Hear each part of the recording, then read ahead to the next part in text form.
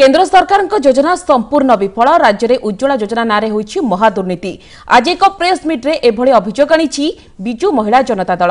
विगत संसद अधिवेशन में सांसद प्रशांत नंदक प्रश्नर उत्तर में केन्द्रमंत्री धर्मेन्द्र प्रधान उत्तर देते गत जुलाई 30 सुधा ओडिशा 30,48,000 हिताधिकारी योजना सामिल राज्यर 30,48,000 हिताधिकारी मध्यरु 2017-18 रिफिलिंग करिसेंती मात्र 6,45,265 जन।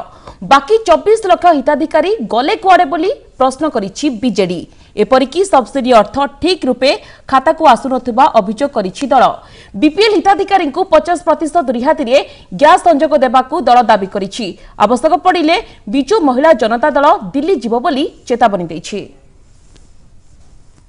माननीय सांसद प्रताप देव मध्य ए विषय रे प्रेस मीट करथिले एवं से प्रेस मीट रे से देखैछथि जे 30,48,000 लोगों को हाउस होल्ड को एलपीजी कनेक्शन ओडिसा रे दिया जायछि जोतरे कि 2016-17 आर्थिक वर्ष रे 8,18,000 लोगों को रिफिलिंग करछथि एवं 2017-18 रे ताहा आउरी कमी की 6,45,000 को कमी आछि।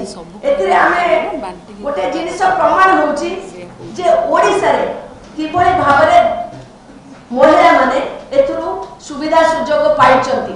से जेते चित्कार करिके कहिले मध्य सतरे योजना महिला मानक आखिरु लोह पछिनी। आपण जेतबेले निजे कहउचंती आपण डिपार्टमेंट अनुसार जे 4,70,00,000 कनेक्शन समग्र भारत वर्ष रे देइचंती।